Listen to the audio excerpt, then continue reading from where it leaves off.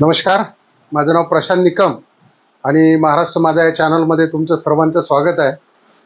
मित्रांनो, आपण नेहमीच नवनवीन विषय घेऊन येत असतो. त्यामुळे जर चॅनलला सबस्क्राईब केलं नसेल तर सबस्क्राईब करा, लाईक करा आणि शेअर करा, जेणेकरून ही महत्त्वाची माहिती आपले नातेवाईक मित्र यांच्यापर्यंत पोहोचेल. थंबनेलवरून विषय तुमच्या लक्षात आलाच असेल की जी मुंबईला घटना घडली त्याचं मूळ कारण काय, की कलिंगडामुळे घडली का काय. आपण आज त्या सविस्तर पाहणार आहे.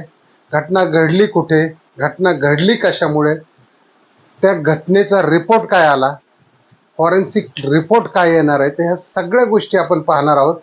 तर ही जी मित्रांनो शेतकऱ्यांनी जे पिकवलेलं सोनं आहे, आज शेतकऱ्यांनी एवढं अफाट कष्ट करून शेतामध्ये जे सोनं पिकवलं आणि पैसे मिळण्याची वेळ आली ऐन सीझनमध्ये, त्याच वेळी या लोकांनी खोट्या अफवांचा नुसतं वादळ उठवलं आणि शेतकऱ्यांचा कलिंगडाचा बाजार अक्षरशः ठप्प झाला. तर मित्रांनो, मुंबई येथे पायधुनी जे गजबजलेलं ठिकाण आहे, तिथलं एक कुटुंब होतं, बोकाडिया कुटुंब. मिस्टर मिसेस आणि त्यांच्या 2 मुली. तर यांनी नळ बाजारमधून कलिंगड घेतलं आणि त्यांनी त्या दिवशी रात्री बिर्याणी खाल्ली होती. आणि बिर्याणी खाल्ल्यानंतर एक सुमारानंतर त्यांनी ते कलिंगड कापलं आणि खाल्लं आणि सकाळी त्यांचा 4घांचाही मृत्यू झाला. आता बघा मित्रांनो, कलिंगडाचा आणि मृत्यूचा काही संबंध नाही. कलिंगड जे मातीत येतं, मातीत येणाऱ्या सोन्याने कधीही कोणाचा मृत्यू होत नाही.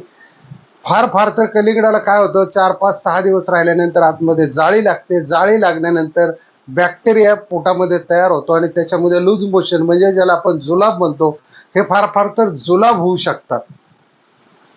पण इथे काय केलं की कलिंगडाला बदनाम केलं. तर ज्यावेळी ते प्रथमदर्शी त्यांचा पोस्टमॉर्टमचा रिपोर्ट आला, त्यावेळेस सांगितलं गेलं की हे फूड पॉयझन आहेत, कलिंगडाचं काही नाही. कलिंगडाला क्लीन चिट मिळाली तरी आज मुंबईचे जे मार्केट आहे त्या मार्केटमध्ये कुठेही कलिंगड दिसत नाही. पुण्यामध्ये झालं, कुठेही कलिंगड लोक खात नाहीये. म्हणजे जे शेतकऱ्याने सोनं पिकवलं त्याचा अक्षरशः माती मोल व्हायची वेळ आलेली आहे. तर नंतर जो त्यांचा रिपोर्ट दिसला बोकाडिया कुटुंबाचा, की त्यांच्या आतड्यामध्ये हिरवट काहीतरी केमिकल दिसलं आणि मेंदूमध्ये पण दिसलं.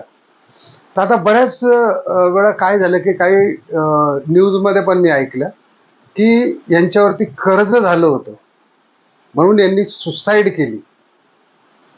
बघा मित्रांनो, 4ही लोकांचा मृत्यू होणे म्हणजे कलिंगडामुळे होऊच शकत नाही ही घटना, किंवा बिर्याणीमुळे सुद्धा होऊ शकत नाही. फार तर फूड पॉयझन होईल. तर त्याच्यामध्ये असं काही जबरदस्त केमिकल घेण्यात आलं की त्याच्यामुळे आतडी हिरवी पडली आणि मेंदूतले सुद्धा काही पेशी असतील म्हणा, काही भाग असेल म्हणा, तो हिरवट असा पडला. तर हे सर्व ह्या घटना कलिंगडाभोवती आणून ठेवल्या आणि कलिंगडाला या ठिकाणी बदनाम केलं. आणि आज महाराष्ट्र हा आपला कृषीप्रधान आहे, कृषीप्रधान राज्य आहे. आणि ज्या राज्यामध्ये सीझनल पिकं ही भरपूर घेतली जातात, एक तर मध्यंतरी पावसाळ्याने शेतकऱ्याचं झालेलं मोठं नुकसान, त्याच्यानंतर जर अशा काही गोष्टी होत असतील तर याला जबाबदार कोण आहे मित्रांनो?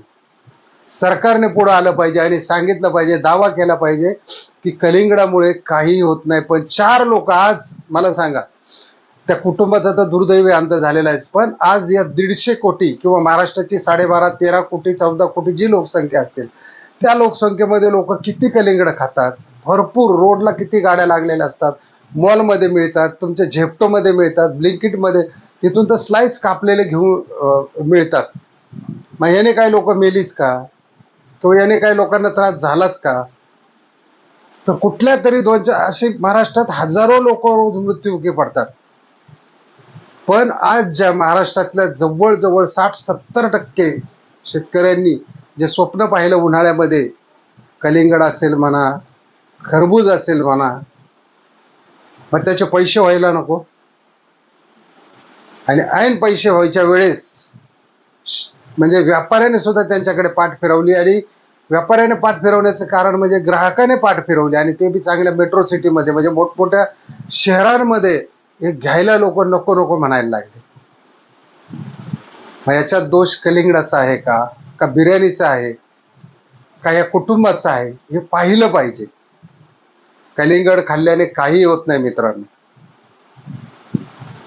कलिंगड फार फार तर खराब होऊ शकतं 8-10 दिवसांनी. ते जर तुम्ही फ्रीजमध्ये ठेवलं फ्रेश कापलेलं तर 4-5-6 दिवस राहतं. आतमध्ये फार फार तर त्याला एक जाळी लागते, ती पण बऱ्याचशा लोकांच्या लक्षात येत नाही, पण ती लागते. त्याच्यामुळे कलिंगडाला कृपया बदनाम करू नका. कलिंगड खा. कलिंगड हे सर्वात म्हणजे त्याच्यामध्ये बरेचसे न्यूट्रिशन असतात. आणि डिहायड्रेशन ज्यांना होतं, म्हणजे ज्यांना शरीराला पाणी कमी पडतं, त्यांनी जर कलिंगड 100-200 ग्रॅम खाल्लं तर त्यांना दिवसभर डिहायड्रेशन होत नाही. त्याच्यामुळे कलिंगड हे पूर्ण पाण्याचं फळ आहे. त्याच्यामुळे त्याला डिहायड्रेशनमध्ये सर्वात उच्च प्रतीचं फळ मानलं जातं. आणि त्याच्याकडे पाठ फिरवू नका, कारण आपला जो बळीराजा आहे, मायबाप शेतकरी आहे, त्यांनी केलेले अपार कष्ट वायाला घालू नका. आणि कलिंगडाचे आता किती दिवस राहिलेले आहेत, एक 10-15-20 दिवस, म्हणजे मे संपल्यानंतर जूनमध्ये ऑटोमॅटिक कलिंगड जातं, आंबा जातं आणि आपलं नॅचरल पीक जांभूळ येतं. त्याच्यामुळे माझे हात जोडून विनंती आहे, कलिंगडाला बदनाम करू नका, कलिंगडाबद्दल चुकीच्या अफवा उठू नका आणि कलिंगड खायला सुरुवात करा चांगले. आणि व्यापाऱ्यांनी सुद्धा फ्रेश कलिंगड आणावीत आणि फ्रेश विकावेत. तीच 8-8, 10-10 दिवसाची राहिलेली विकू नयेत. आणि त्याच्यावर सुद्धा नगरपालिका म्हणा, सरकारने म्हणा, थोडंसं लक्ष दिलं पाहिजे, कारण आज आपला बळीराजा हा संकटात आहे. चला मित्रांनो, आजचा व्हिडिओ कसा वाटला नक्की कमेंटमध्ये लिहा. आणि जर चॅनलला सबस्क्राईब केलं नसेल तर सबस्क्राईब करा. आणि असेच नवनवीन व्हिडिओसाठी चॅनलला लाईक करत जा, शेअरही करत जा. धन्यवाद. जय हिंद, जय महाराष्ट्र.